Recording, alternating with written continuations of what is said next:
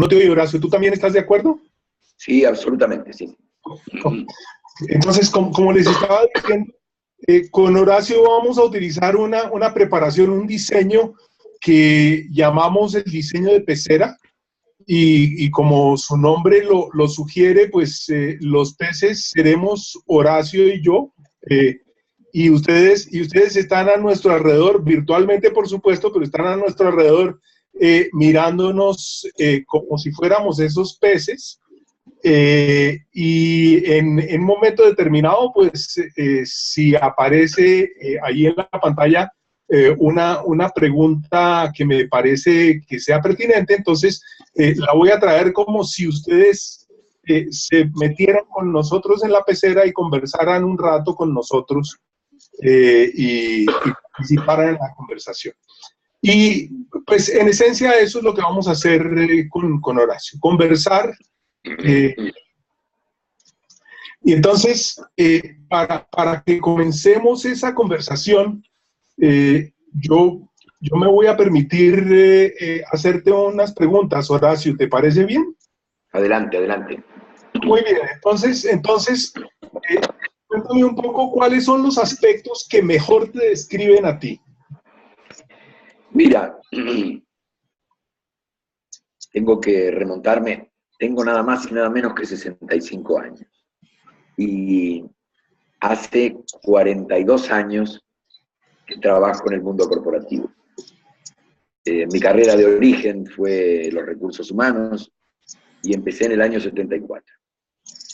Trabajé 23 años en el mundo corporativo, en distintas organizaciones, y los 10 últimos de esos 23 fui director de recursos humanos en 4 compañías. Mi carrera de grado es una licenciatura en Relaciones Industriales y después tengo un doctorado en Sociología del Trabajo. Si me tengo que definir de alguna manera, hace un par de años asistía a una disertación de un experto en neurociencia que nos hizo un ejercicio. Dijo, un ejercicio mental muy fuerte es poder definirse en 6 palabras. Y él se definió como ex científico devenido en divulgador. Hasta ahí hay 5, le faltaba una, y como es más pelado que yo, se puso divulgador pelado. Bien, yo hace 2 años que estoy buscando mis 6 palabras. Y hoy me defino como investigador especializado en el coaching de equipos. Esta es mi manera de presentarme en el mundo. Siento que esta especialidad, el coaching de equipos, es una necesidad. La inteligencia social es un recurso muy escaso. Y es mucho lo que tenemos que hacer los coaches para intervenir aquí. Pero bueno, esta es mi presentación. Esto es lo que me define, lo que me... Vale, si quieres, voy a tratar de hacer lo mismo, pero no voy a hacer el ejercicio de las 6 palabras porque creo que no soy tan sintético. Yo lo copié de Stanislao Barrach, que para mí es un referente. Mira, yo soy una persona que hizo carrera académica en sus primeros 20 años de trayectoria profesional. Entonces, cuando yo terminé mi pregrado, inmediatamente me vinculé con una universidad y trabajé ahí en esa universidad por algunos años. Inmediatamente después me fui a hacer mi doctorado y luego regresé y seguí haciendo carrera académica. Totalicé como unos 20 años de vida universitaria. Y una de las características de una parte importante de esa vida universitaria fueron los equipos. Yo en un momento determinado encontré que yo enseñaba mucho y mis estudiantes aprendían poco. y me di cuenta que eso era más culpa mía que de ellos. Y entonces comencé a ensamblar a mis estudiantes en equipos. Primero en grupos, digamos en colectivos. Y en lugar de decirles, comencé a preguntarles. Y entonces estos estudiantes trabajando conmigo, trabajando en equipos, trabajando entre ellos, aprendían mucho más y yo enseñaba mucho menos. Y entonces ahí descubrí el poder de los equipos. Ya cuando me fui de la universidad, por allá en el año 2001, me fui de la universidad y me dediqué a hacer consultoría como independiente. Y trabajando como consultor independiente, me contrató una firma, una organización, digamos, de consultoría, y me contrató para manejar su programa de aprendizaje organizacional. Entonces, me vinculé de lleno al mundo de la consultoría en el tema de aprendizaje organizacional, y necesariamente ahí se trabaja equipos. En aquellos días trabajé con Peter Senge y con la Society of Organizational Learning, y trabajábamos en equipos y fortalecíamos equipos. Después me fui al mundo corporativo. Fui el vicepresidente de recursos humanos de una multinacional con responsabilidad por Venezuela, Colombia, Ecuador y Perú. Y ahí también trabajé en fortalecer equipos. Fue bastante menos. Y entonces ahí tengo que reconocer que en las corporaciones los equipos no son todavía tan importantes. Y ese seguramente va a ser un tema, que trabajemos en un rato. En las corporaciones los equipos no son lo que podrían llegar a ser para la corporación.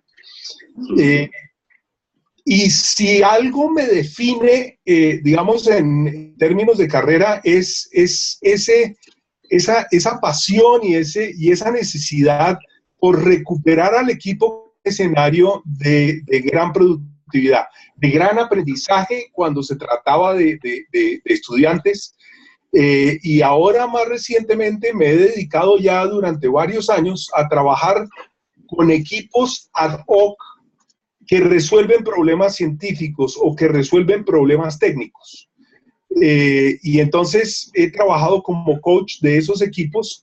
Tienen una peculiaridad esos equipos, y es que no pertenecen a una organización, sino que surgen de la pregunta que hace una organización sobre cómo se resuelve tal o cual problema.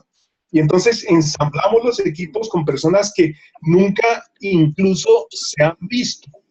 Ensamblamos el equipo, me despliego como coach a veces, otras veces como facilitador del equipo, y trabajo con ese equipo para, digamos, coadyuvar a la búsqueda de una solución. Entonces, ahí aparece otro elemento que me define a mí, que es el elemento innovación. Y fíjate que innovación y equipos los puse juntos. Y en eso estoy en este momento. Entonces mi vida es una composición de equipos e innovación. Y yo no sé si con eso te aclaro bien quién soy y por qué estoy acá.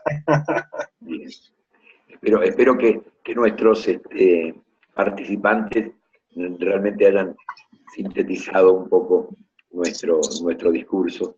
Y sí, por lo menos para mí, que te conozco desde hace exactamente 8 años, cuando nos estábamos participando juntos en un entrenamiento de coaching de equipos allá en Estados Unidos, desde ese momento mantenemos esta amistad. Pero bueno, si te parece, avanzamos un poco con la presentación. Claro. Entonces Si quieres, cuéntame un poco, si tú miras hacia el futuro y nos proyectamos, digamos, 3 o de golpe 5 años, y en ese futuro has logrado poner en marcha un proyecto en el que pusiste gran ilusión y gran esfuerzo. ¿Por qué no me cuentas cuáles son las características de ese proyecto que todos considerarían como un éxito? Déjame hacer primero un pequeño aviso parroquial. Para todos aquellos que deseen bajar mi primer libro, pueden entrar en la página web que está ahí, www.nexiconsultores.com.ar, y a la derecha de la página está mi primer libro. Mi primer libro fue mi tesis de doctorado y se llama Coaching y Aprendizaje Organizacional. Y cuando tú me estás preguntando sobre el sueño, cuando yo escribí esa tesis, era una persona extremadamente escéptica sobre las posibilidades de que las organizaciones aprendan. Y mi investigación me terminó de demostrar que el coaching servía en aquel momento para el aprendizaje de los individuos, pero aportaba muy poco al aprendizaje de las organizaciones. 19 casos de estudio de la Argentina entre el año 94 y el 2005 me llevaron a escribir esa tesis que se convirtió en libro, que, digamos, ese libro fue galardonado con algún premio a la investigación. Y eso me convirtió a mí en el investigador que hoy yo me defino que soy. Si tú me dices cuál es mi proyecto, 10 años más tarde, escribí el manual de coaching de equipos. Porque el escéptico que era en el 2005 se convirtió en un optimista fundamentado. Digamos que el amor a primera vista por el coaching, yo hace 20 años que trabajo en el coaching, y ese amor a primera vista se transformó con el tiempo en un amor maduro. Entonces, hoy yo considero al coaching una herramienta poderosa para el aprendizaje de los equipos y las organizaciones. Me di cuenta en estos 20 años que aunque las organizaciones no quisieran aprender, hay líderes y equipos que sí quieren aprender. Y este libro, el Manual de Coaching de Equipos, que es un libro que tiene 1 año, me ha llevado a mí a incursionar en este terreno, porque creo que es muchísimo lo que podemos hacer en ese terreno. Respondiendo a tu pregunta sobre el proyecto a 3 años vista, y yo me veo como esas 6 palabras que dije, como este investigador especializado en el coaching de equipos. Quizás, si lo expreso en forma de visión, sería reconocido como un investigador dedicado al coaching de equipos. Esa es mi pasión, eso es lo que quiero que pase dentro de 3 años. Muy bien, pues si quieres contesto yo mi propia pregunta en 3 años. En 3 años quisiera haber encontrado una sistemática de los equipos. Y quisiera poder estar compartiendo esa sistemática de los equipos. Hay elementos de esa sistemática, tú los abordas en el manual. Hay montones digamos, de publicaciones, pero yo creo que todavía en la práctica no hay una sistemática que podamos compartir en forma precisa, en forma, digamos, rigurosa. Y hace falta seguir trabajando allí, y como dices tú, es fundamental investigar. Yo también hago investigación, hago un poco investigación-acción, y me gustaría estar en unos años compartiendo una sistemática de los equipos. En ese sentido me fascina el trabajo de Marcial Losada, porque él ha encontrado algunos elementos de lo que podría llamarse una sistemática de los equipos. Y bueno, ahí nos subimos a ese carro. Definitivamente. definitivamente yo creo que lo que estás diciendo, me parece que esta modalidad de intervención del coaching de equipos, como incluso sucede en el coaching individual, tiene más de arte que de ciencia. Esa es un poco la inquietud. Y me parece que nuestro ejercicio es un ejercicio de exploración. Y creo que lo que tú dices está faltando. Días pasados yo compartía contigo un artículo que descubrí en mi búsqueda, y en ese artículo decía que el coaching de equipos tiene un atraso de 20 años con respecto al coaching individual. Es cierto, es cierto. Si decimos que el coaching individual tendrá unos 30 años de vida, quiere decir que el coaching de equipos prácticamente es muy nuevo. Es cierto, y en parte lo que observamos es que muchas veces la puerta de entrada para trabajar con equipos por parte de los coaches es un individuo que está recibiendo coaching y que enfrenta dificultades con sus equipos de trabajo, y entonces el individuo lleva a su coach al equipo. Esa es yo creo que es la puerta de entrada más popular. Y sin embargo, ahí hay problemas porque desaparece la precisión del cliente. Yo acabo de poner una lámina en la cual pues hay un resumen de nosotros, y hay unas áreas de intersección. Y además nos hemos puesto debajo de la mirada de Humberto Maturana, que es una mirada tutelar, ¿no? Sí, de hecho, yo estaba observando esto mientras tú conversabas, y has hecho esta lámina que la estuvimos diseñando, y es una especie de rompecabezas donde compartimos esos hexágonos azules. Supongo que son azules porque yo soy daltónico, así que si me equivoco con los colores, perdónenme. Y creo que ahí está el lugar de intersección. Y creo que en nuestra conversación previa yo te había cambiado el título de esta, que dice comportamiento organizacional, porque hace 20 años que yo dirijo una maestría en dirección de recursos humanos, y nunca dejé de hacer lo que originalmente hice.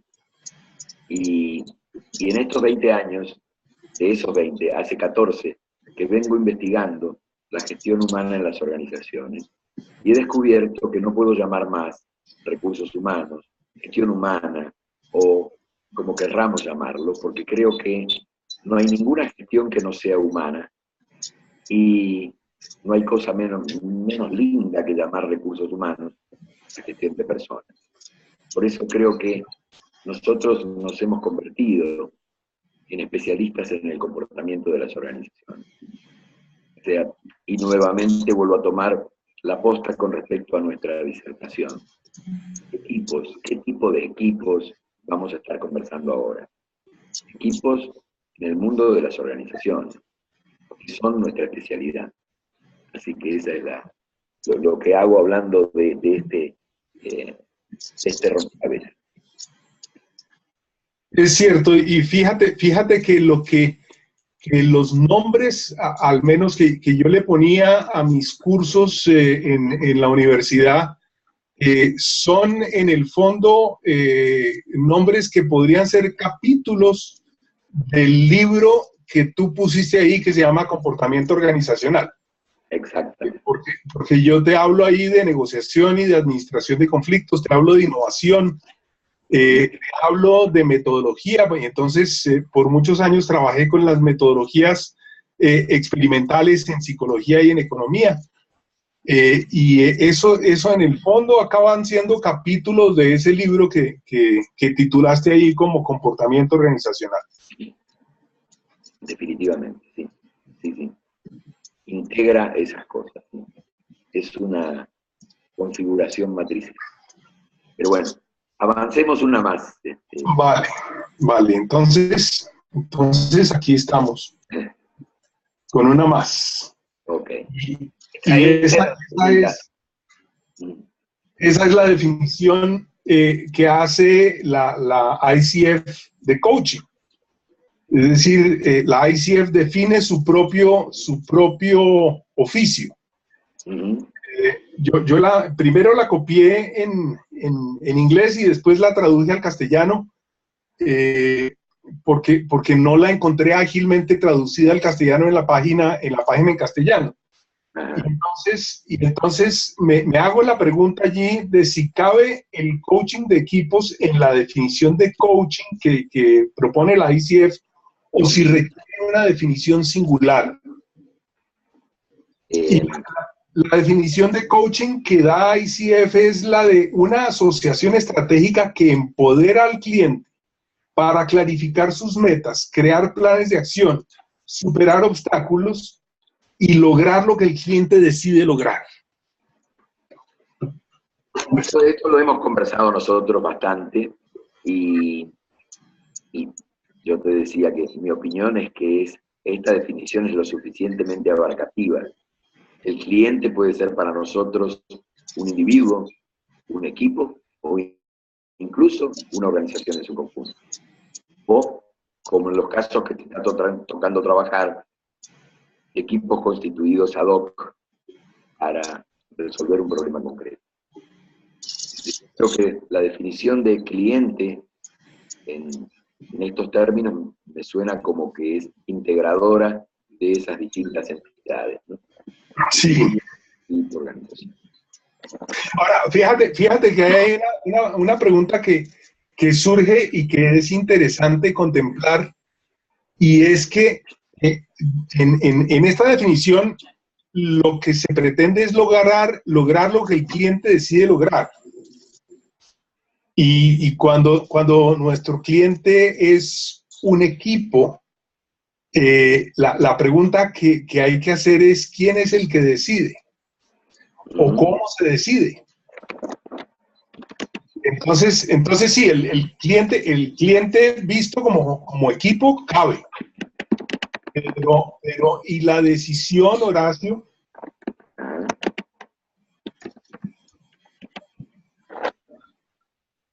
¿Cómo la ves?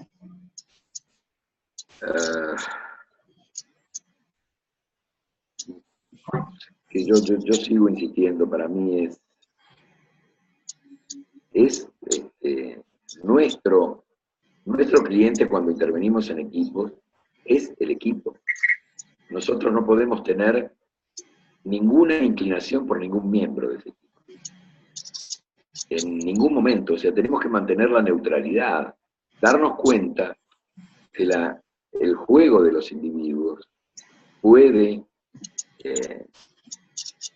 optimizar la gestión del equipo o restringirla. Ese es el momento de nuestra intervención. Creo que nos estamos metiendo en el meollo de lo que es nuestro rol como coach de equipo. Mantener fundamentalmente la neutralidad y tener como objeto de aprendizaje a todo el equipo. Fíjate que por ahí hay un participante que acaba de escribir algo que me parece fuerte. Pablo de Luca dice, el acuerdo coercitivo definirá la democratización. El acuerdo coercitivo definirá la democratización. No, dice, el acuerdo coercitivo definirá fin de renglón. Sí. Y después, yo no sé si se desdice o se complementa y dice abajo en una otra línea, dice la democratización. Y acaba de escribir complemento, coerción grupal. Pero en realidad no es el término. No es el término coerción, sino que debería ser cohesión. Porque coercitivo tiene que ver con lesión. Ajá.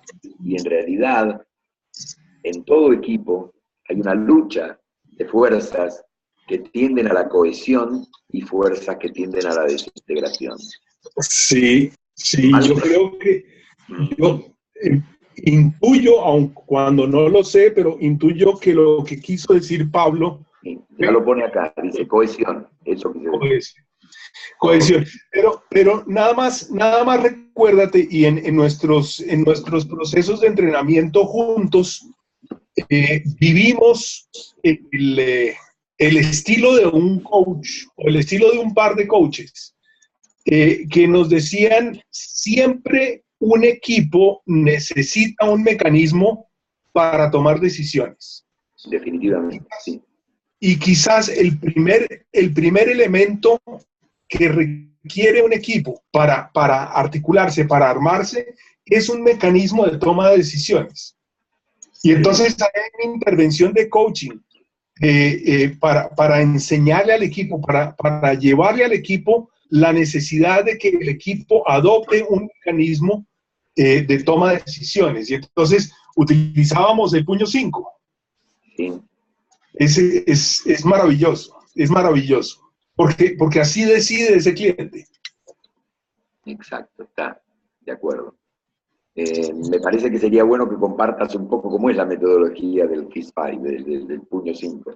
Sí, entonces cuando hay que tomar una decisión, lo que hacemos es ofrecer una solución a la pregunta.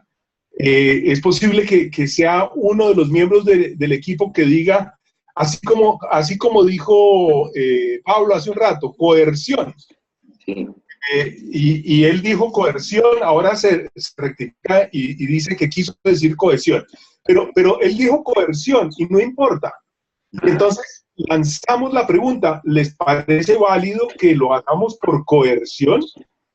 Y entonces decimos, bueno, vamos, los que estén de acuerdo totalmente pueden decir 5, los que estén totalmente en desacuerdo pueden decir puño, y cualquier grado en el camino, desde 0, que es el puño, a 1, a 2, a 3, a 4 o al 5 completo.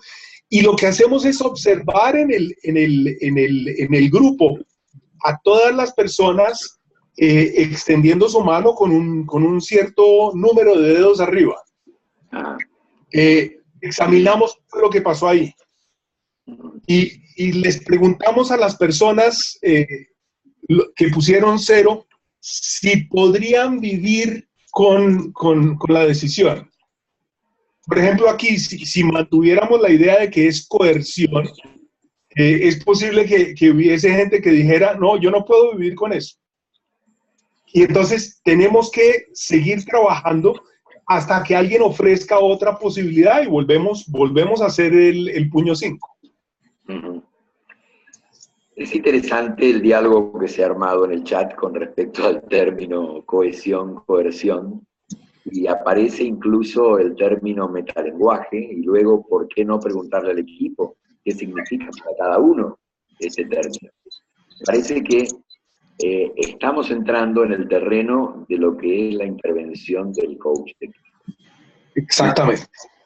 Quizás el coach de equipos, voy a hablar de la experiencia, más allá de los marcos conceptuales que nos puedan llegar a ayudar, voy a hablar de lo que significa ser el silencio y permitir que estas cosas aparezcan. Obviamente, en esta metodología que tenemos, el chat reemplaza lo que sería una conversación de equipo.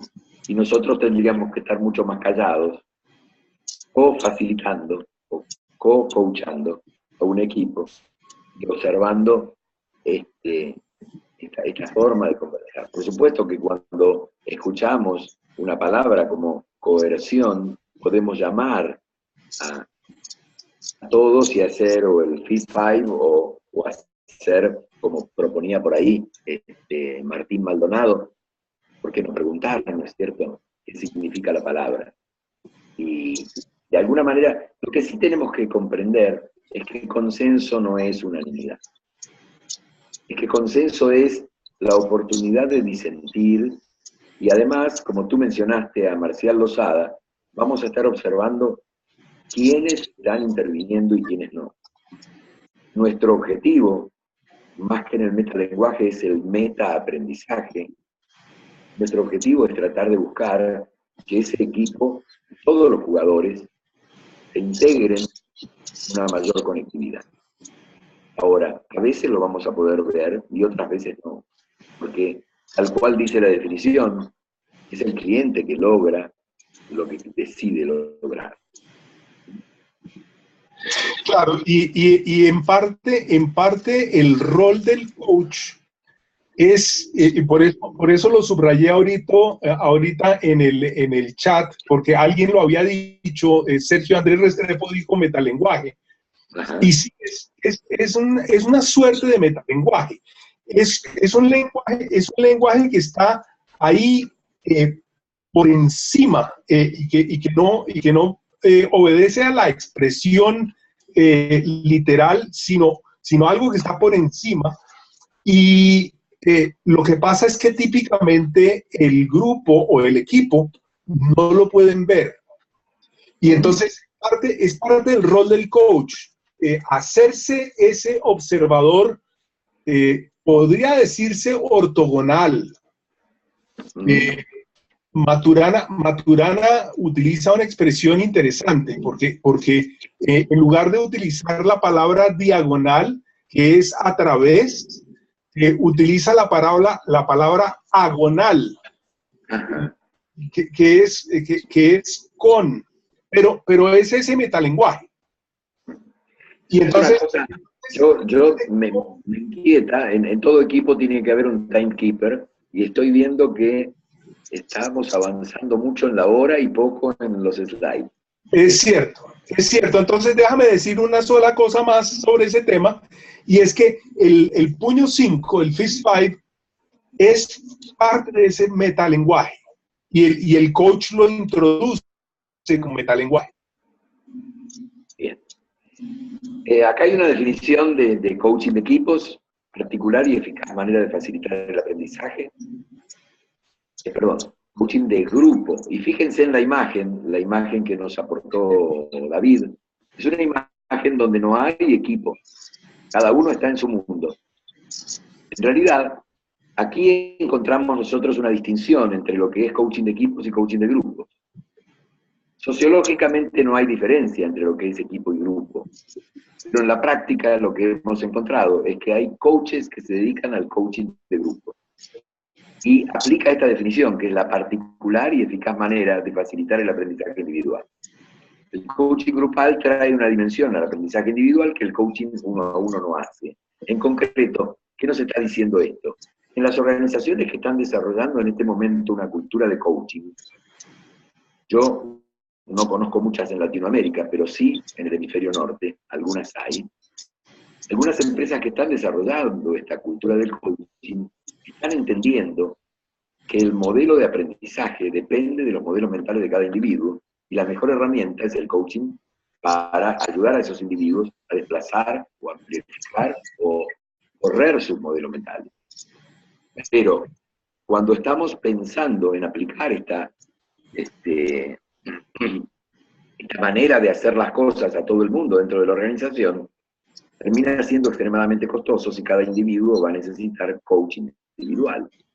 Entonces, han descubierto esta manera de hacer coaching de grupos como una forma de remediar y de estandarizar el aprendizaje individual con la ayuda del equipo. En realidad esto es una derivación de lo que es la psicología de grupo. Sí. La psicología de grupo y el estudio de la dinámica de grupos, ¿no? Exactamente. Que de hecho viene de una forma de hacer terapia. Originalmente estos grupos se llamaban grupos T, porque eran los grupos de terapia. Y estaban estructurados alrededor justamente de lo mismo que acabas de decir tú. Era muy costoso hacerle terapia a cada individuo, y entonces llevabas a un grupo de individuos a un grupo terapéutico y les hacía terapia a todos en la misma sesión. Me gustaría volver a una pregunta que hacen en el chat, David, que es, me da curiosidad sobre la respuesta de Adriana sobre los ingredientes básicos que necesita un equipo para ser considerado como tal. Creo que este es el punto que está un par de slides adelante. Sí. Que es, bueno, vamos a llegar ahí, Clara, si nos aguardas un poquito, por favor. Sí, de hecho la siguiente diapositiva de manera visual te va a responder parte de la pregunta. Ok. Pero sí, o sea, es distinto el coaching de grupo que el coaching de equipo. Definitivamente. Y la pregunta es, ¿cuál es el cliente? Yo insisto que este es un factor crítico en el... A ver, si uno analiza la teoría, en sociología no hay diferencia, pero en la práctica se está generando estos dos modelos distintos. El coach de grupo que trabaja para el aprendizaje individual de cada uno de los miembros y el coach de equipo que tiene como cliente al equipo. Y fíjate, para responderle a Xiomara, ¿sí? Xiomara pregunta si la suma de aprendizajes individuales crea aprendizaje de grupo. En el coaching de grupo, el aprendizaje del grupo no es, digamos, la variable resultado esperada. Lo que se espera en el coaching de grupo es el aprendizaje de cada uno de los individuos. Y no los sumas, simplemente se dan los aprendizajes de todas estas personas. Pero ahí todavía no hay equipo. Definitivamente. Y fíjate que Diana nos dice, el coaching de equipo se hace cargo de las dinámicas de interacción que existen entre los miembros del equipo y del equipo con su entorno. No sé si está haciendo una pregunta, pero si la formulamos como pregunta, diríamos absolutamente, y ya está entrando dentro del dominio de lo que es sistema. O sea, el individuo está dentro del equipo, el equipo está dentro de un área, que a su vez está dentro de la empresa está dentro de un mercado y de un tipo de industria, que está incluso dentro de una sociedad determinada. Mirar el sistema es mirar el sistema amplio, y el acoplamiento estructural de cada uno de esos sistemas con el sistema interior. O evolucionan y se relacionan mutuamente. Entonces, esta es la mirada sistémica que nosotros tenemos que tener cuando intervenimos en esto. Ok. Y entonces déjame avanzar a la siguiente, Horacio, para presentar el coaching de equipo. Y fíjate que aquí los individuos se nos desaparecen un poco. Por supuesto que yo puedo ir allá y poner mi dedo sobre un turbante y identificar un individuo. Pero aquí ya apareció el equipo, y en el equipo el individuo se disuelve un poco. Y entonces decimos, coaching de equipo es una intervención de aprendizaje diseñada para aumentar la capacidad y el desempeño de dice el autor, grupo o equipo, yo no voy a decir grupo, digo solo equipo, asistiendo a la reflexión, el análisis y la motivación para el cambio. Y entonces aquí, digamos, por la presión del sistema, el equipo se conformó en equipo y tiene una meta, y podemos ver con claridad que es una meta común. Es posible que esta gente acabe matándose la una a la otra si comienza a entrar agua al barco. Y entonces ahí aparece lo endeble que puede ser una meta común o una decisión sobre una meta común, pero mientras tanto lo que estamos viendo ahí tiene una meta común. Definitivamente. Sí, y fíjate, si vemos el chat, en el chat nos están diciendo, el coaching de equipos tiene como indicador el resultado, el lograr la sinergia. En realidad aquí hay una discrepancia importante en la literatura. Hay quienes piensan que el objetivo del coaching de equipos es lograr el objetivo del equipo. Y otros piensan que la relación o la interacción social es el factor crítico que va a conducir al mejor resultado. Entonces, ni uno ni el otro, yo creo que los dos. El objetivo común y la interacción son, a ver, con una mejor interacción, con una mejor cohesión, vamos a lograr mejor el resultado. Claro. Es mucho más efectivo si logramos una mayor cohesión. Claro. Y el objetivo de esta gente ahí, yo no sé si hay 200 o 250, pero el objetivo es llegar a la costa de Sicilia o algo por el estilo. Sí. Y sobre eso no cabe ninguna duda. Ahora, si llegan o no llegan, va a depender de qué tan bien articulados están. Déjame responderle a Teresita Latorre cuando menciona, se confunde un poco con el team building. ¿Qué claridad tienes al respecto? Y yo diría, estamos muy lejos. El team building es la frutilla del postre cuando el equipo está maduro. Muchos coaches hacen team building porque creen que a través de la facilitación se puede hacer coaching de equipos. Y no, el team building es una experiencia, sacándolos de su lugar común y llevándolos a generar una mayor cohesión a través del team building. Pero después vuelven a su rutina, vuelven a su sistema, vuelven a sus roles. El coach de equipos interviene en los roles, interviene en el sistema, interviene observando esas cosas. Mientras que en el team building no, sacamos al equipo en un mundo ideal, que nada tiene que ver con el mundo real de todos los días. Sí. No es que yo no estoy en desacuerdo con el team building. Considero que el team building es bueno, pero cuando el equipo está maduro. Cuando ya el equipo ha logrado alcanzar sus metas y queremos hacer algo para generar más cohesión. Pero conozco muchas empresas que llevando, en esta época del año, aquí en Argentina, bueno, llegó el momento de hacer el team building con los distintos equipos. Y yo les pregunto después, ¿y de qué sirve? Mira, realmente no sé, pero la pasamos muy bien. Esta es una respuesta generalizada. O muy mal. Fíjate que algunos ejercicios de team building podrían sugerirse diciendo, bueno muchachos, vamos a la costa de Libia. En la costa de Libia, nosotros que somos ejecutivos de la corporación, en la costa de Libia nos vamos a subir a una barcaza como esta y nos vamos a Sicilia. Y si llegamos, lo logramos. Y entonces seremos un mejor equipo. Ahí ya no funciona. Okay. Nos están preguntando por los próximos slides, David. Vale. Vale. Creo que hay preguntas que se van a responder en los slides. Voy adelante. Bien. Aquí está la pregunta que había hecho Clara hace un rato. ¿Qué es lo que los miembros del equipo no ven?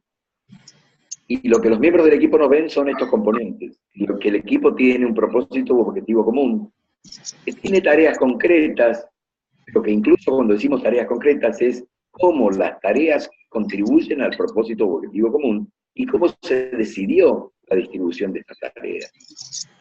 Esto implica, o sea, no es que están aislados los 4 bloques, implica entrar dentro del sistema de comunicación y participación del equipo. Y también en el sistema de dirección, o sea, el modelo mental de quien lo dirige. Es inexorable analizar eso.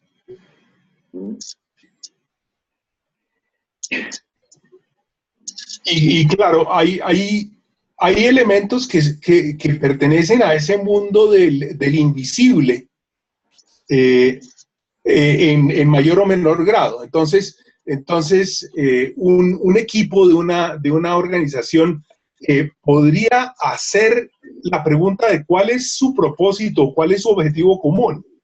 Y el equipo podría no estar de acuerdo con el gerente. Y entonces hay mecanismos organizacionales para lograr la alineación. Es posible que el equipo comience a reflexionar sobre las tareas y que la alta gerencia no le permita cambiar sus tareas. Puede ser. Es posible. Y aquí vemos entonces cómo el sistema mayor puede ser restrictivo para el equipo y cómo el sistema mayor puede encontrar alguna facilitación.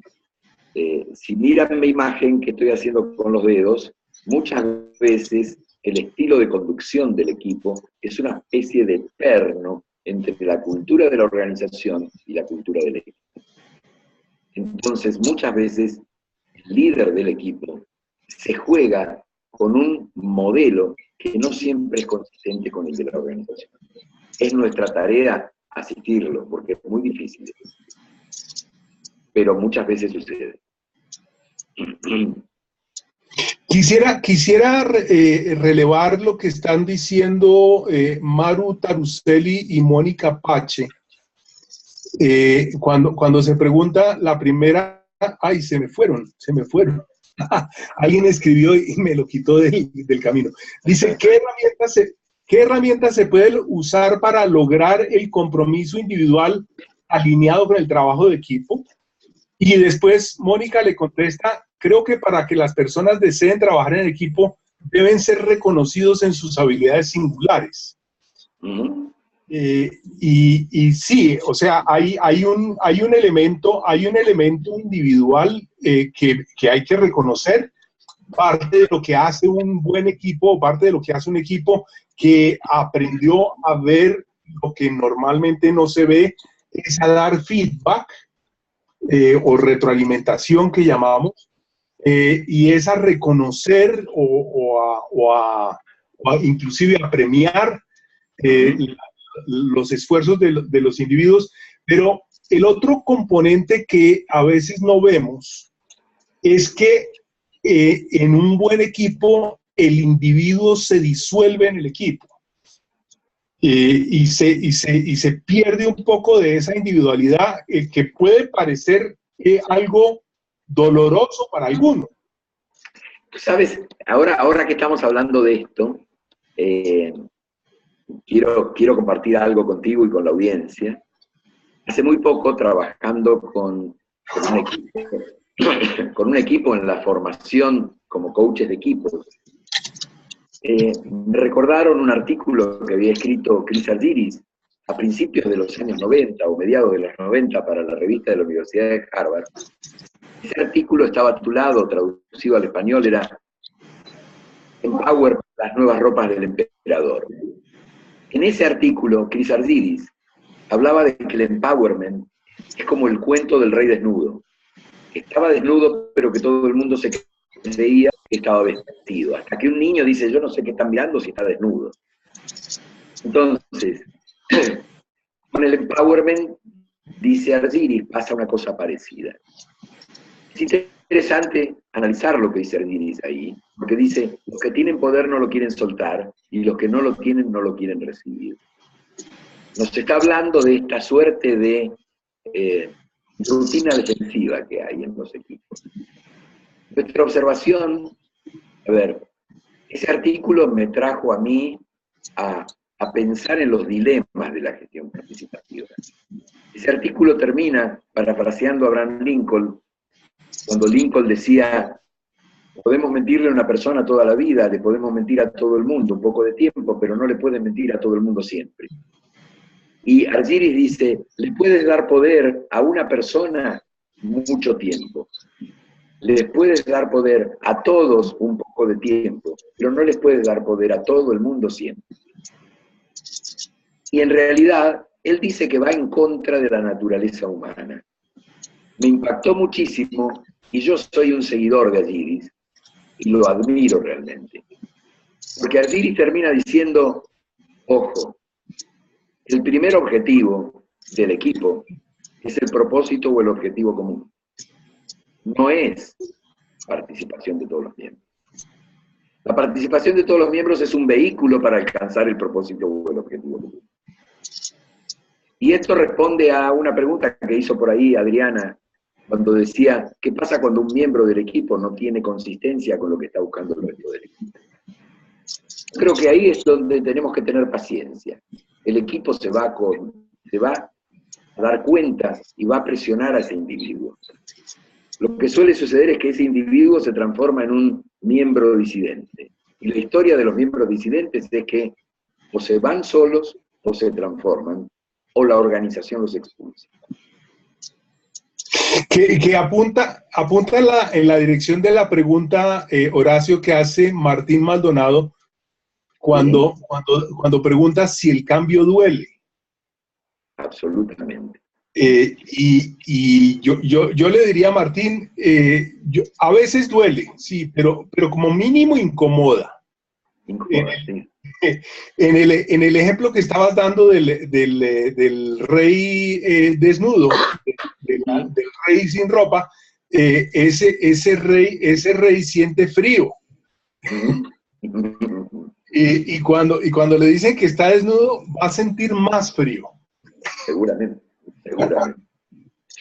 Bien, avancemos un poco más entonces, porque ya son las 10 de la noche. Vale. Son las 10 de la noche. ¿Quieres conversar vos un poquitito sobre esto? Sí, esta lámina que nos pone a preguntarnos sobre el rol de observador del coach. Lo que hace es mostrar que normalmente en los equipos lo más obvio, y he puesto lo más obvio ahí en la lámina como lo más externo, lo más visible, lo más obvio es qué hacer. Y después, en segundo grado de obviedad, es cómo hacer. Pero lo que está en el centro, en el corazón, es el propósito. Y una de las características del propósito, en efecto, Clara, Simon Sinek, una de las características del propósito es que habitualmente el propósito no lo sabemos decir. El propósito no lo sabemos articular. Y en buena medida, el rol de observador que asume el coach es, como es un rol metalingüístico, como es un rol que se coloca por fuera del sistema y observa desde fuera del sistema, entonces es un rol que le permite al equipo aprender a articular. Y aprender a decir, y aprender a reconocer que aquello en lo que se están involucrando, que típicamente es el qué, a veces el cómo, es lo superficial, y que lo que no están viendo es que en el fondo hay un propósito común que hay que declarar y que hay que articular.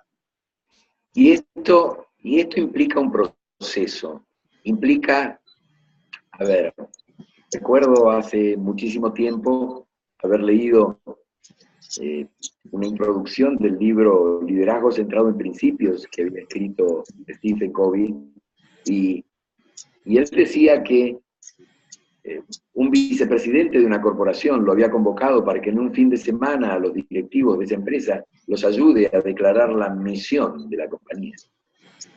Y él le respondió que si este vicepresidente, para resolver los problemas de conversaciones con sus hijos, lo podía resolver en un fin de semana, o con su esposa, o algún problema crítico, lo podía resolver solamente en un fin de semana. Hay ciertas cosas que demandan un proceso. Y este proceso implica ayudar al equipo a descubrir su propósito. Descubrir y no intelectualizar.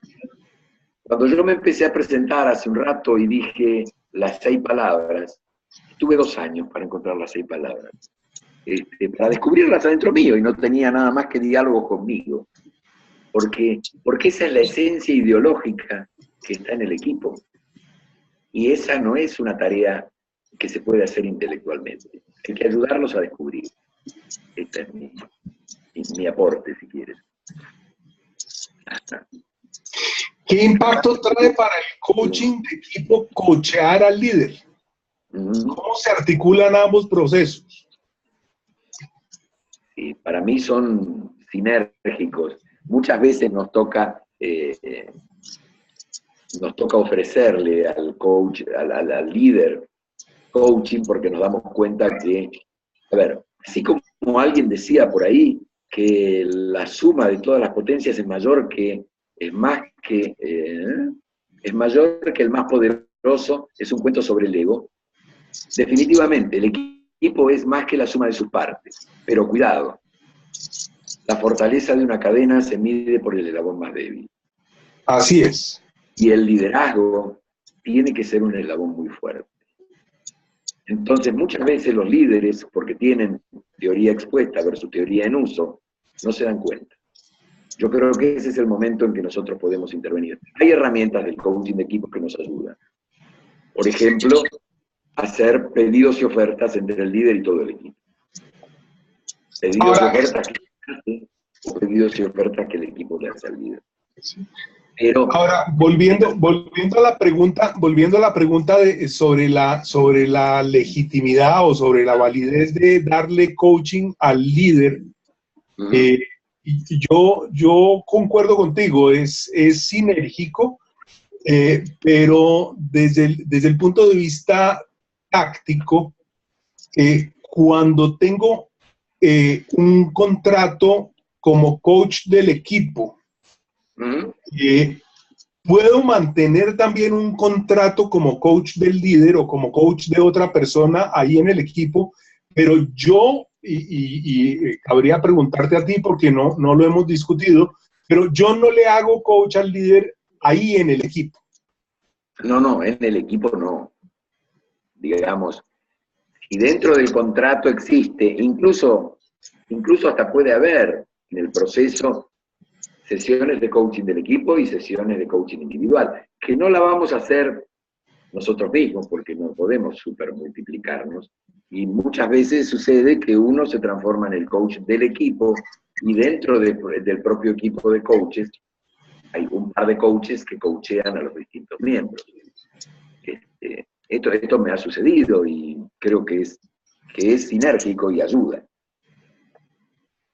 Claro, yo muchas veces cuando he tenido como cliente al líder y también al equipo, entonces en mi sesión de coaching con el líder, es posible que hayamos acordado que el líder, por ejemplo, va a llegar a una cierta sesión del equipo y en esa sesión del equipo va a pedir y va a dar retroalimentación. Y es posible que lo hayamos acordado en la sesión de coaching individual. Pero ya cuando estoy en el entorno del equipo, a mí lo que me preocupa es mi cliente de equipo. Es el equipo. Entonces, ahí garantizo a través del diseño que el feedback sea un feedback, digamos, que le sirva al equipo y no solamente al líder. Definitivamente. Aquí hay una mención de Pablo cuando menciona que en realidad un jefe y un líder son dos cosas diferentes, definitivamente.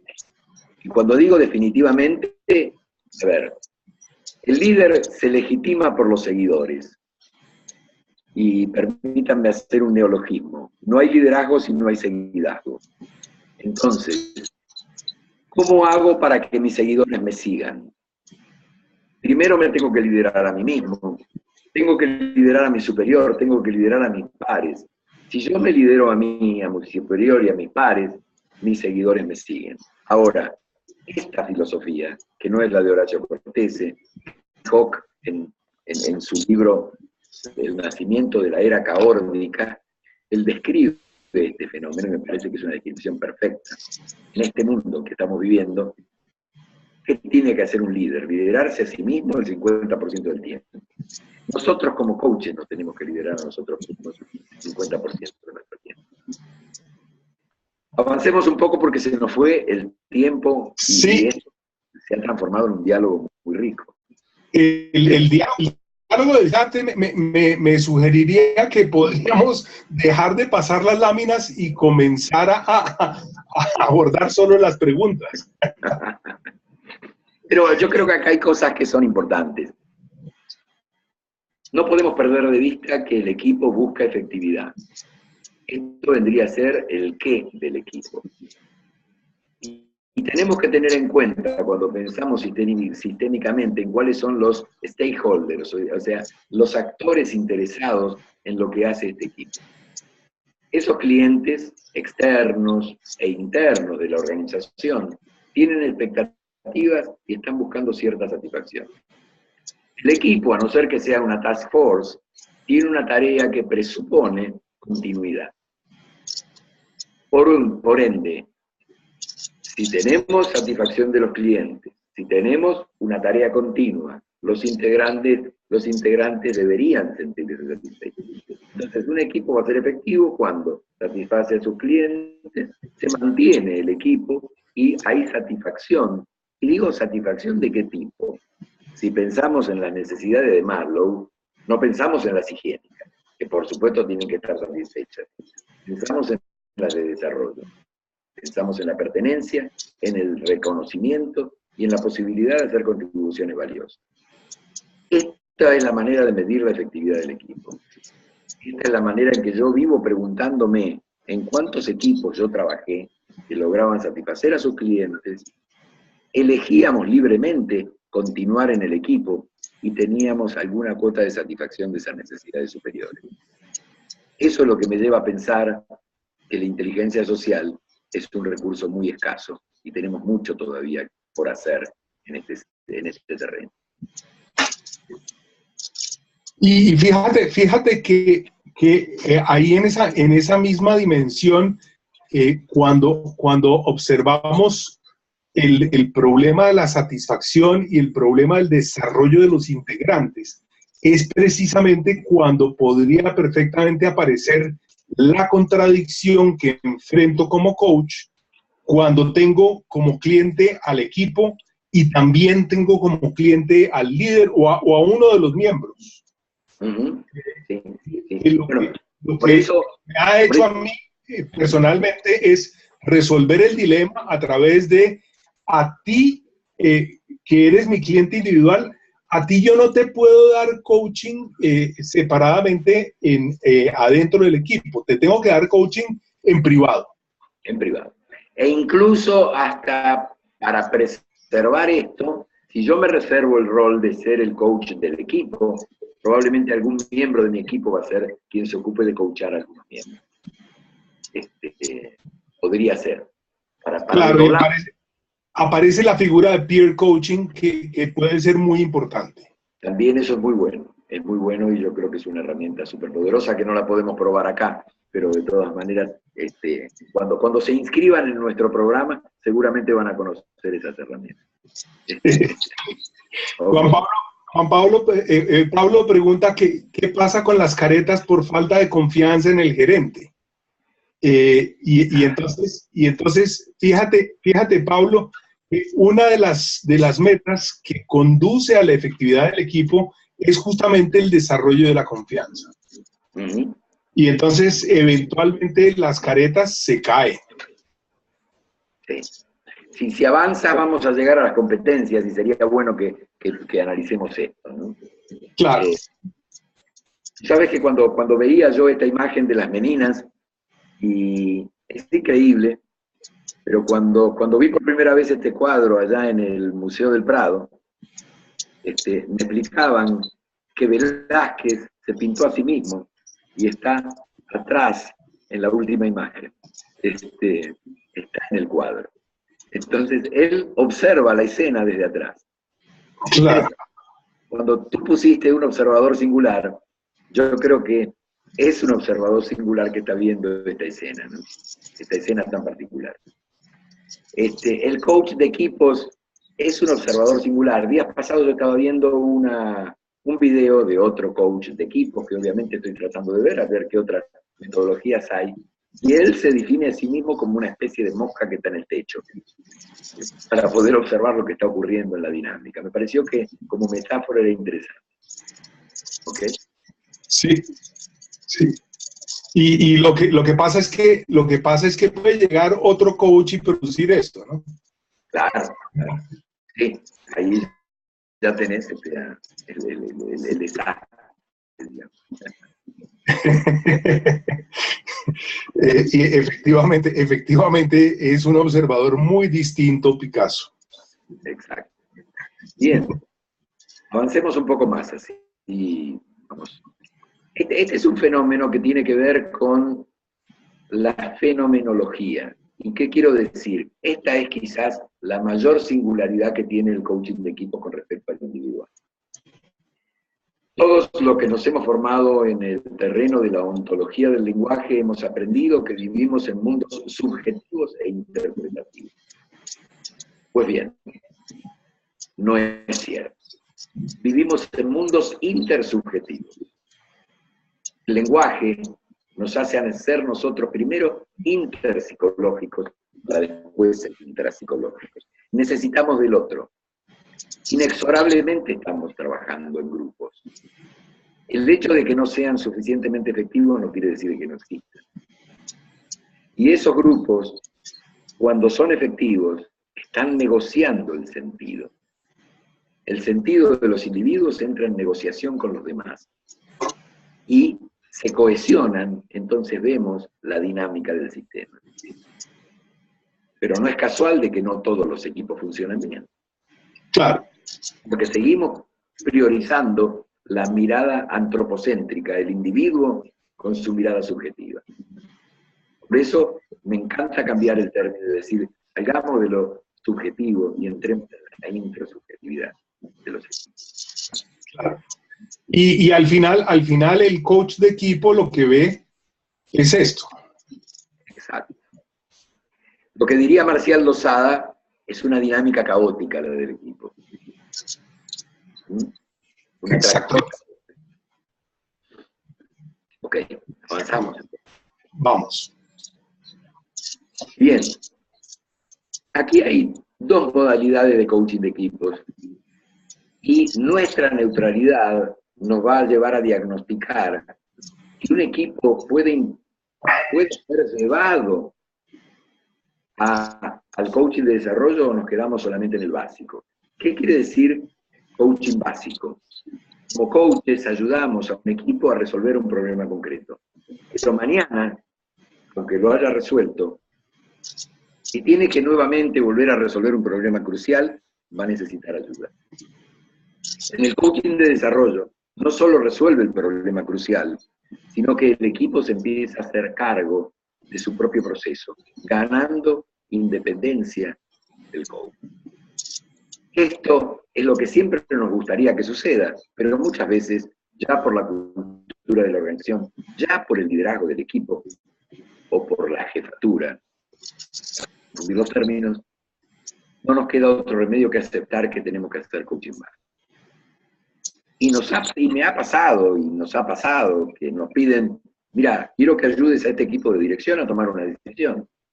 Obviamente, en mi diagnóstico trato de averiguar un poco más, si quieren algo más. Y no, solamente quieren tomar una decisión.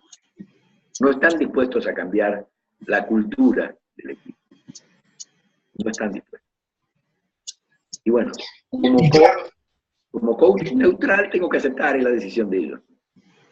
Sí, hay un fenómeno que se da, al menos en algunos de los equipos que yo he manejado en los últimos años. Como les decía al comienzo, la dinámica es que lo que pretendemos es resolver un problema concreto. Uh-huh. Por ejemplo, el problema de cómo se puede hacer pasteurización sin calentar. Entonces encontramos una fórmula para hacer pasteurización sin calentar. Y inclusive redactamos una patente. Y entonces ahí se terminó nuestra intervención. Le entregamos al cliente su patente o le entregamos al cliente su solución y el cliente dice me gusta o no me gusta y ahí se acabó el equipo. Ahí se acabó el proceso. Entonces, lo asimilo a lo que llamas el coaching básico. Pero después aparecen unos equipos que me dicen, David, somos tan poderosos como equipo, fíjate lo bien que hemos resuelto el problema de la pasteurización sin calentar. ¿Por qué no seguimos trabajando juntos? Ah, bueno. Entonces esa sería una modalidad intermedia. Es un básico extendido. Es un básico que aprendió una metodología y quiere seguir.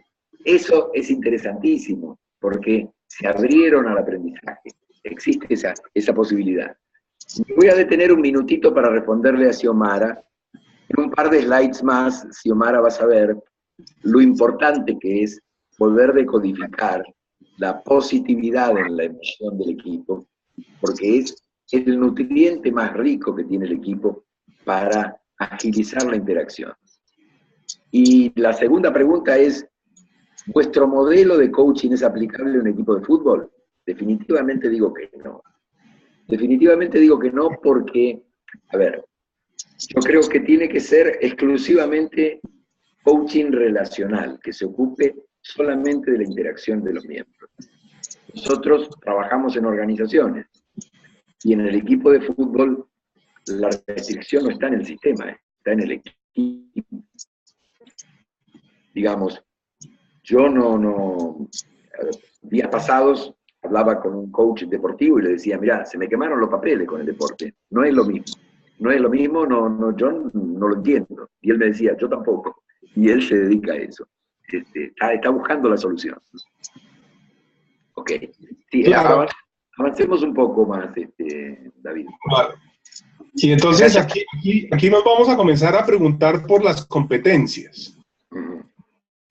Y entonces lo que tenemos aquí para mostrarles son dos modelos de competencias que son un poco distintos.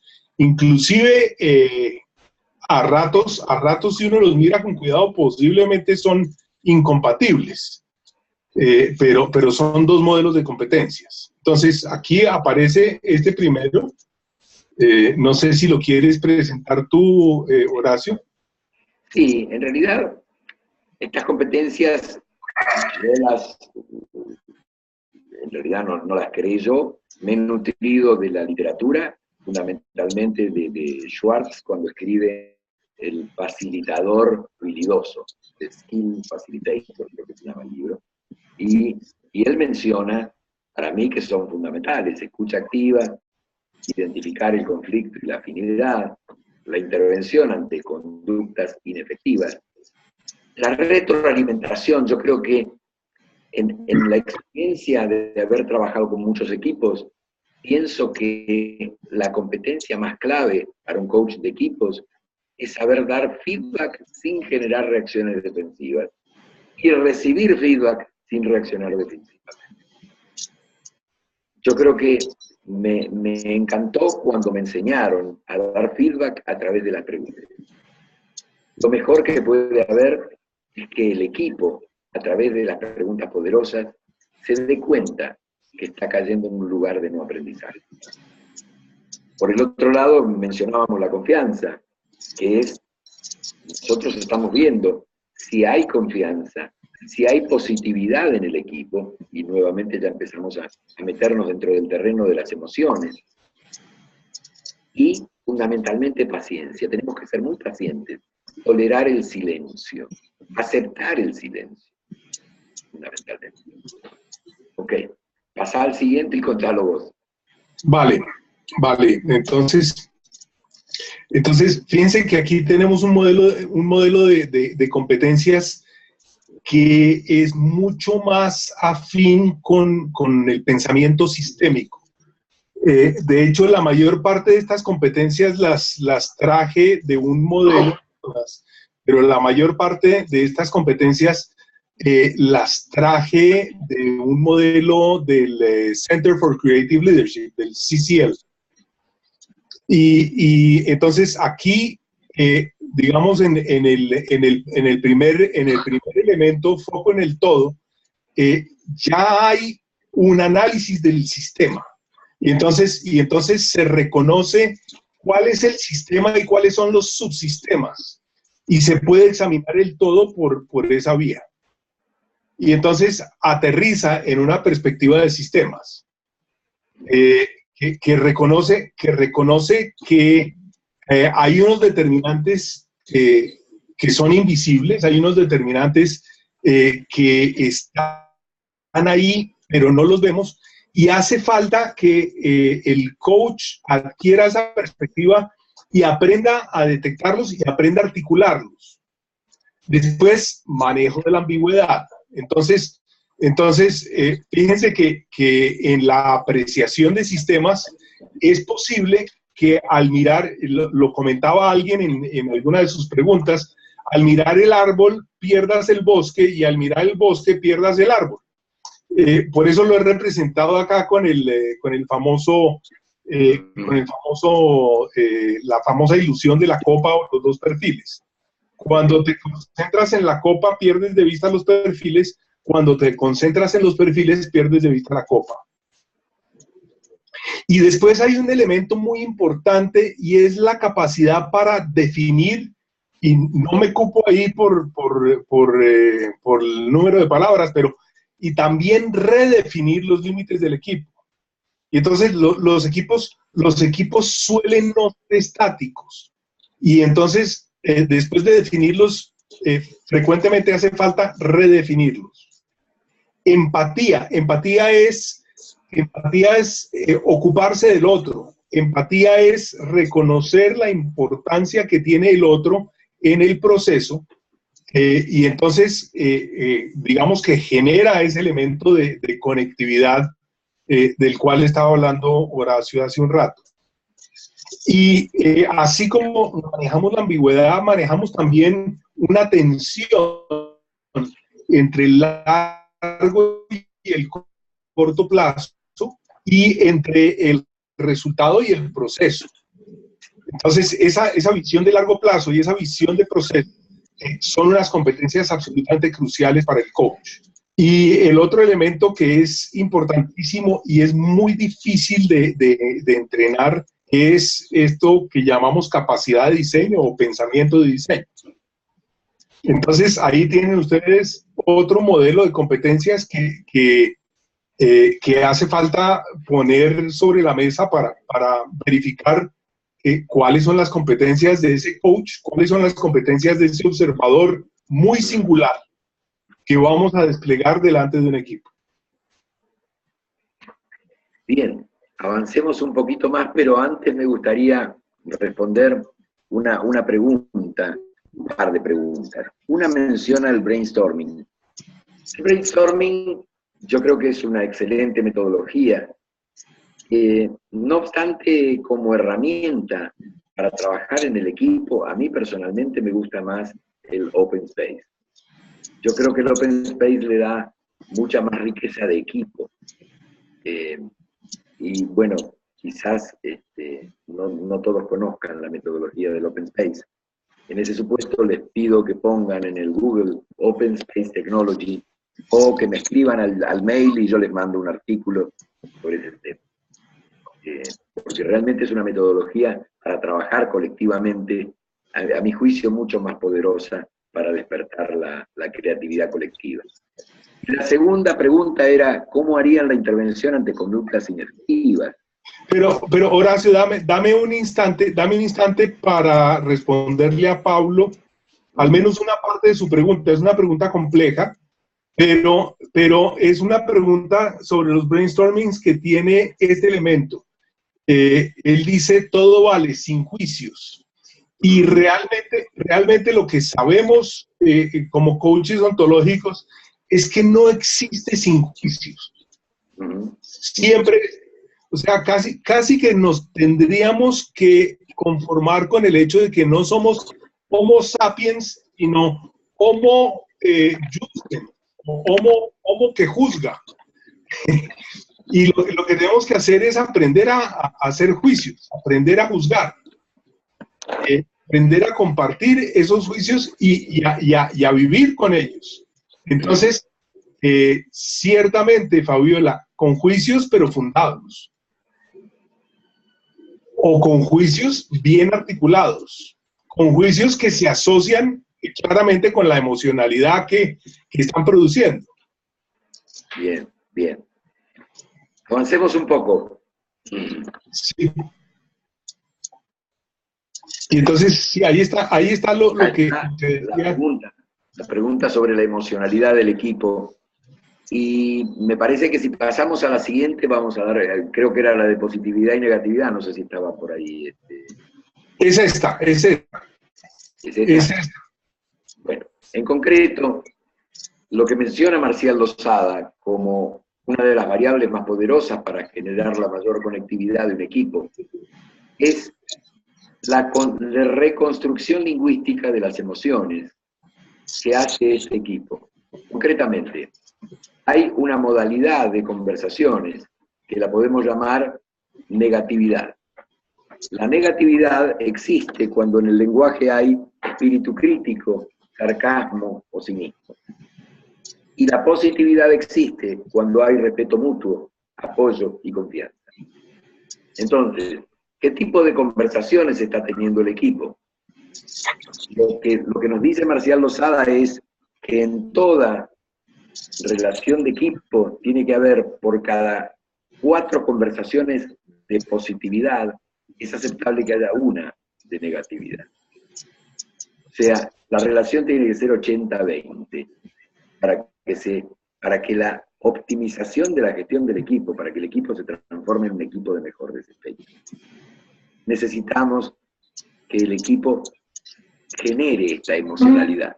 Piensen ustedes, si hacemos un brevísimo viaje por la neurociencia, lo que nos permite a nosotros ser creativos es que nuestras emociones nos dejen pensar.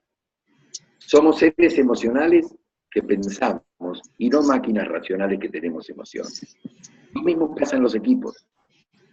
La emocionalidad restrictiva o negativa inhibe la creatividad del equipo. La emocionalidad positiva faculta la creatividad. Días pasados conversando con David, él me decía, sí, pero aunque parezca mentira, siempre una cuota de negatividad es necesaria, porque es parte de la naturaleza humana. Si no, vamos a tener una orquesta de señoritas, y no es eso. Yo creo que siempre va a haber una. Ok. Sí. Bien. ¿Quieres avanzar un poco más? Sí, aquí esta que me gusta mucho porque fíjate que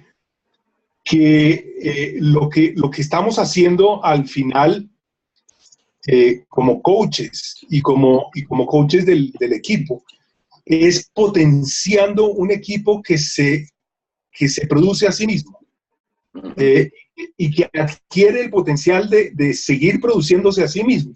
Y entonces ahí inclusive el coach sale porque digamos como todo lo que cuesta, como todo lo que implica erogaciones financieras, pues se acaba.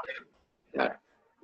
Y lo que quieres es dejar un equipo funcionando, un equipo que se puede producir a sí mismo, un equipo en donde uno de esos integrantes puede asumir en un momento determinado ese rol de coach y continuar en la producción del equipo mismo y en la evolución del equipo mismo. Ok.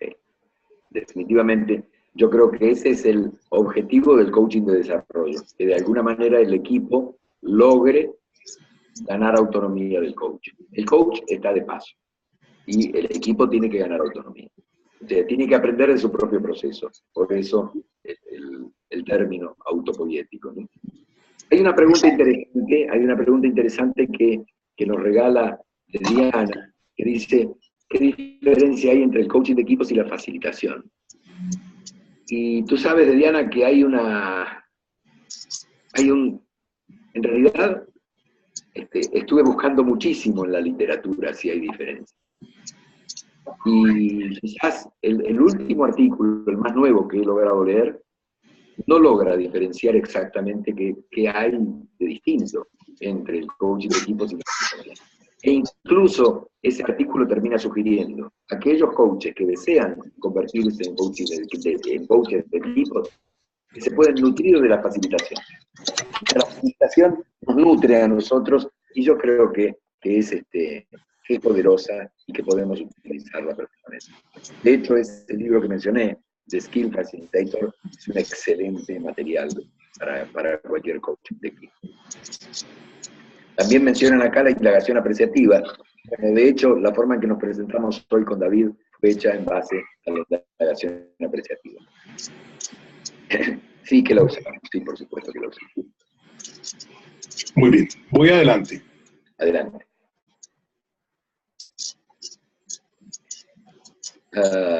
Bien.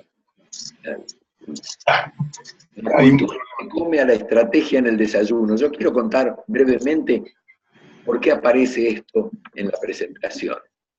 Cuando escribí el libro, y cuando el libro sobre el manual de coaching de equipos tiene un año, nació el 21 de octubre del año 2015, salió a luz. Me acuerdo perfectamente esa fecha porque fue el mismo día que nacieron mis nietos mellizos, el 21 de octubre.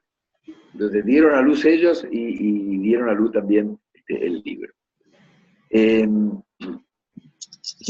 Y me invitaron a escribir un artículo vinculado al libro, y yo no conocía la revista, era una revista en internet, y cuando entré en la página para ver quiénes eran, me encontré con esta frase: la cultura se come a la estrategia en el desayuno. Y desde ese momento la adopté como propia, o sea, lo copié a Peter Drucker porque ha tenido la genialidad de decir eso: la cultura se come a la estrategia en el desayuno.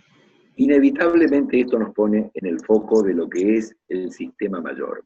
Si pasas a la siguiente, David, voy a complementar esta. Aquí ustedes ven un esquema que yo digo, este esquema es Disneylandia. ¿Por qué? Cuéntenme ustedes cuántas organizaciones conocen que tienen misión clara, visión compartida, gestión estratégica, recompensas alineadas con objetivos, información válida. Información válida significa que todo el mundo conoce y comprende la información clave para el negocio. Feedback efectivo y recursos adecuados. Cuando encuentren alguna empresa así, avísenme porque queremos firmarla. Yo personalmente, en mis 42 años de vida corporativa, me encontré con algunas que se pueden llegar a parecer, un poquito. Pero entonces digo, si ese es el ideal, el bloque siguiente que dice un equipo con objetivos claros, tarea motivadora, miembros apropiados, roles definidos, efectiva cultura grupal y reglas de juego, es lo que estamos buscando. Con lo cual siempre vamos a tener brechas de aprendizaje entre la organización, en el equipo, en el proceso grupal. Hoy mencionábamos esto: cómo resuelven problemas, cómo toman decisiones, cómo manejan el conflicto, cómo se comunican entre ellos, cómo manejan las relaciones con el entorno. Y por último, la efectividad grupal. Productos que satisfagan al cliente, el mantenimiento del grupo y la satisfacción de sus miembros. Por lo cual, insisto, esto es Disneylandia, pero este es un norte al que queremos aspirar. Me encanta una frase que descubrí hace unos cuantos años. Pero fíjate, déjame poner un grano de arena ahí, Horacio. Porque si uno observa con cuidado esta lámina es posiblemente resultado de un esquema de planeación estratégica. Sí. Este tipo de esquema es justamente el que la cultura se come a la hora del desayuno. Sí. Y entonces digamos que en ese sentido es mucho más poderosa la cultura, y lo que queremos en el coaching de equipo es construir una cultura del equipo.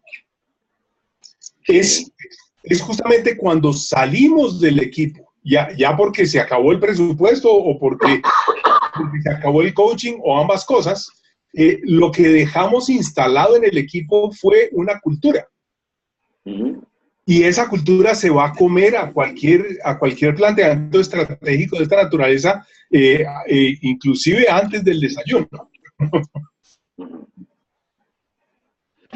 Ok. A ver, insisto, quería agregar solamente una frase, y no quiero volverme filosófico en esto, pero una vez, leyéndolo a Jean-Paul Sartre, él dijo: un grupo es un todo dinámico siempre por formarse. Y me pareció maravilloso. Así como nosotros somos seres incompletos, y vamos a vivir siendo seres incompletos porque estamos en el camino del aprendizaje hasta el último de nuestros días, el equipo va a ser un todo dinámico siempre por formarse. Siempre va a estar en la brecha entre donde está y a donde quiere llegar. Avancemos un poco más, don David. Vale. Ok. Y acá está cómo se hace una intervención en coaching de equipo, por lo menos en base a la experiencia y a la teoría que estuve observando.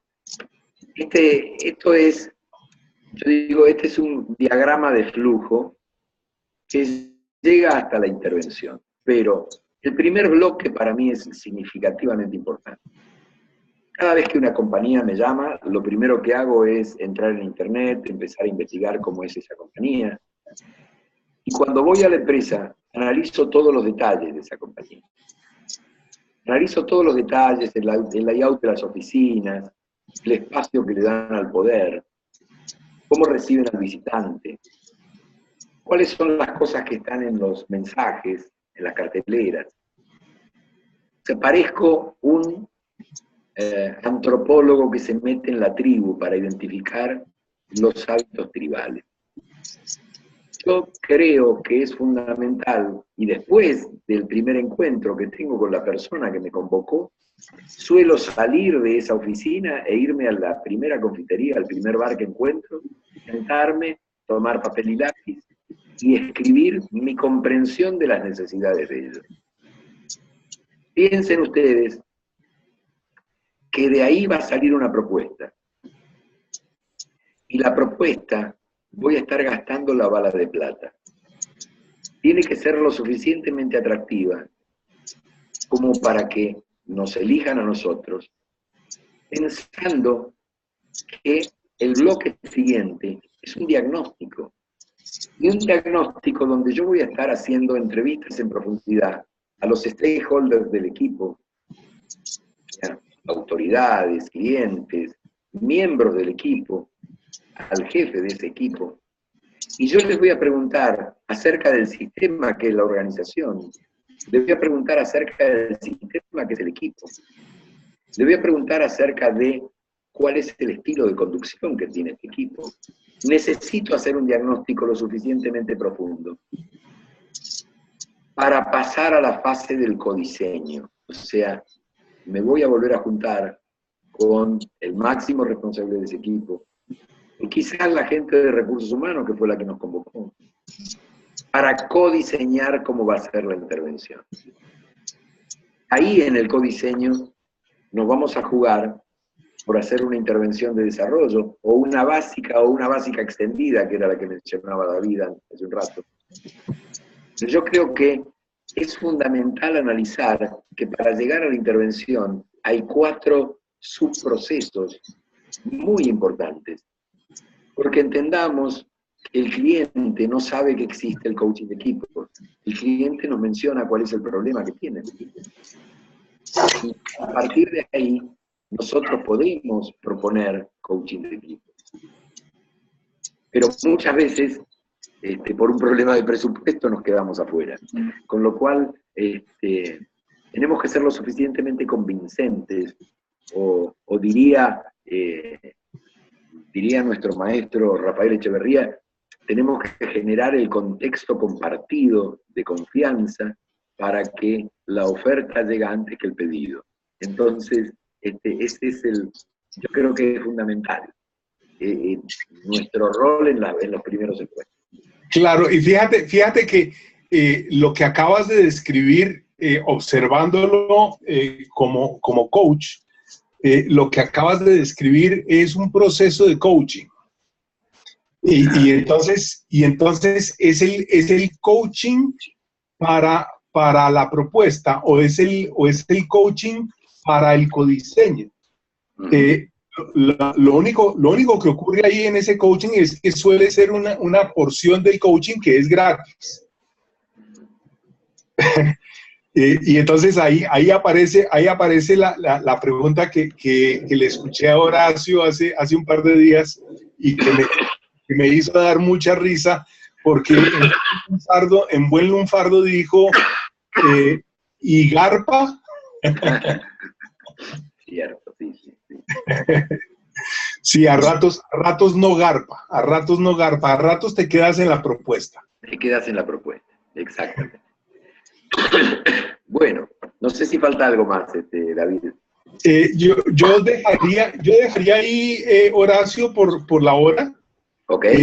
Lo que sugiero es que examinemos examinemos las preguntas para ver si se nos queda del tintero. Ok. Y entonces aquí Eva preguntaba por otro libro acerca de skills, pero no alcanzó a escuchar, pero ya se lo... Sí, yo le escribí de Skill Facilitator. Lo contestaste tú, de Skill Facilitator. Por ahí nos escribió nuestro amigo Ricardo Escobar. Estimado ¿sí? David, me da mucho gusto escucharlos. Okay. Ya. Nuestro amigo con quien participamos en algún entrenamiento en LinkedIn. Ajá. Ok. Bien, yo apuntaría a las preguntas, que hay 3 preguntas acá. Una dice, hola, me encanta la dinámica que están haciendo, con lo cual es un comentario solamente, y gracias para Tony Castro. La otra, hola, saludos de Colombia, ¿cuál sería el rol del líder dentro del coaching de equipos? Y bueno, este es un tema que ya lo abordamos bastante. El ideal sería que sea líder, o sea, para que haya un coaching de desarrollo. Y no nos vamos a quedar solamente con el coaching básico. Claro, una puntada final a ese tema, ya que tocaste a Rafael. Es que Rafael escribió un libro que se llama, que habla del rol del gerente como coach. Sí. Entonces, eventualmente, el rol del líder dentro del coaching de equipos podría ser el rol del futuro coach del equipo. Entonces, Sí. arrancas. No obstante, yo creo, David, que hay una significativa diferencia entre lo que es el coach profesional y el líder coach. Porque el líder coach está involucrado en el qué, no solamente en el cómo. Por supuesto que cuando hay una cultura de coaching dentro del equipo es fundamental. Y si el equipo ganó autonomía, yo creo que es no solo necesario, yo creo que es crítico que el líder sea un líder coach. Con lo cual, coincido contigo y es necesario si nosotros apuntamos a un coaching de desarrollo. Hay una pregunta de cuál es el tiempo promedio de una intervención de coaching de equipo y la frecuencia. En realidad, yo propongo, cuando es coaching de desarrollo, es una intervención que demanda entre 3 y 4 meses, con talleres y con prácticas, y como dije antes, puede existir también la posibilidad de hacer coaching individual, pero bueno, eso va a surgir en el codiseño. Por eso, muchas veces, cuando hacemos la propuesta, tenemos que tener en cuenta toda la batería de herramientas que vamos a poner en los distintos talleres, porque eso tiene un costo importante para la compañía y tenemos que ser lo suficientemente seductores cuando estamos ofreciendo una intervención de estas características. Sí. Digamos, algunas metodologías dicen intervengo y vendo un taller de 2 días. Y después veo si me contratan dentro de 3 meses. Yo prefiero, no creo que en 2 días se pueda alcanzar el desarrollo de un equipo. Estoy convencido de que en 2 días, a lo sumo, podemos generar que el equipo despierte, se genere un insight, pero no más.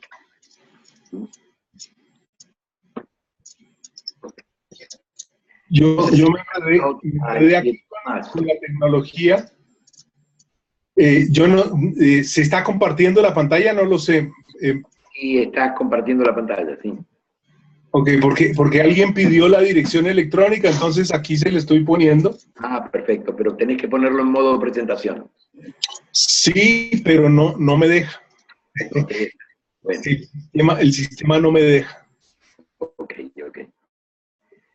Bueno, en concreto ahí están nuestras direcciones de mail. Yo no sé si las logran ver. Ahí está. Ah, no, ahora chao, ya te fuiste. ¿Me fui? Sí, ya se achicó mucho la pantalla, quedó... Ahí está, ahí está, ya, lo logré. Ahora, ahí están las direcciones de mail.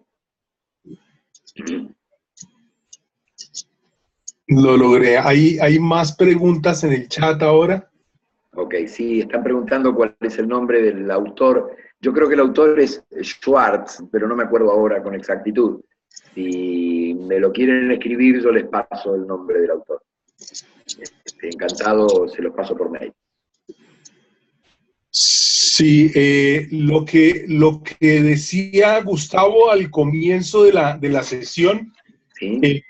Es que él va a terminar la grabación y nos va a enviar a Horacio y a mí una copia de la grabación, y entonces si ustedes nos escriben a nuestras direcciones de correo electrónico, les podemos enviar la grabación a través del correo electrónico.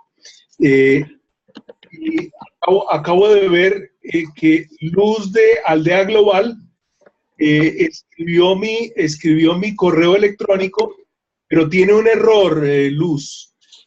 No es guión bajo, sino guión medio. Es Glazer-medio consulting. Ok. Bien, entonces, vamos a esperar que nos mande Gustavo la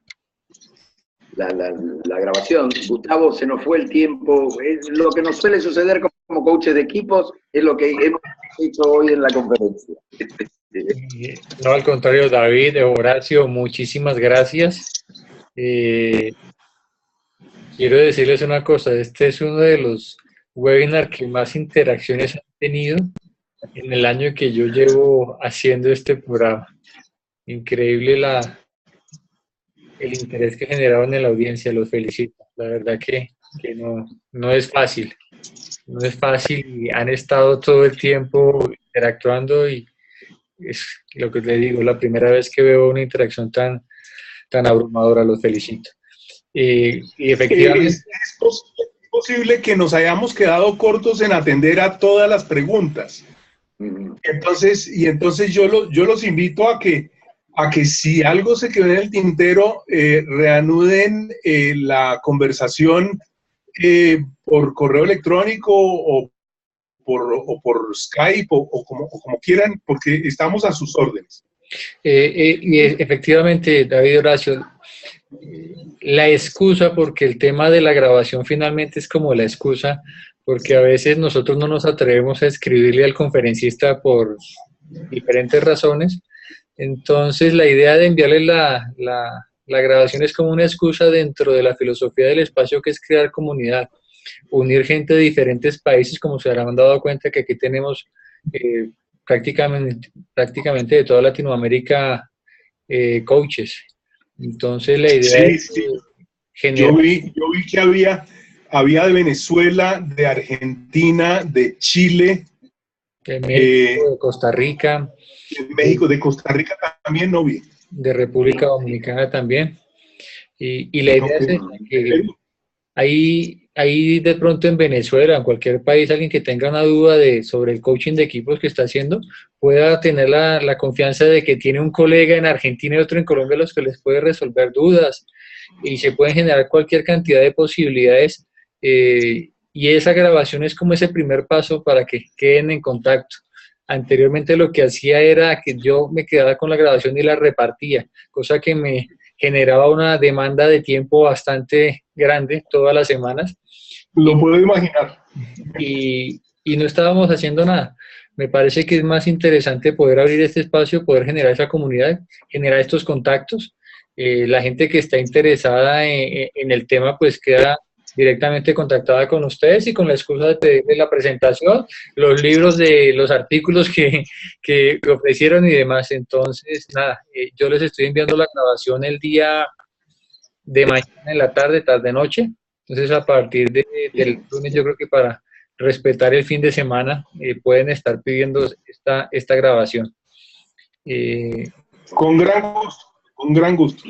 Bueno, muchísimas gracias, Gustavo, realmente fue un placer, y gracias a todos los participantes porque realmente han sido muy generosos en todas el agradecimiento. La gratitud es muy grande y realmente yo y supongo que David también, por supuesto, estamos agradecidos. Nos encantó haber trabajado en esta pecera, que abrimos la puerta de la pecera. Nos salió distinto, pero bueno, hicimos lo que pudimos. Ok. Pero estuvo muy bien. Muchas gracias, Horacio. Ha sido un placer la interacción contigo. Muchas gracias, Gustavo, a ti por la invitación. Y muchas gracias a ustedes todos ahí en el público. Lamento no entrar en singularidades a saludarlos, pero muchas gracias y tengan buenas noches. Igualmente para todos. Una feliz noche para todos, bendiciones y nos vemos el próximo jueves. Saludos a todos. Muy amable. Gracias. Gracias. Muy bien.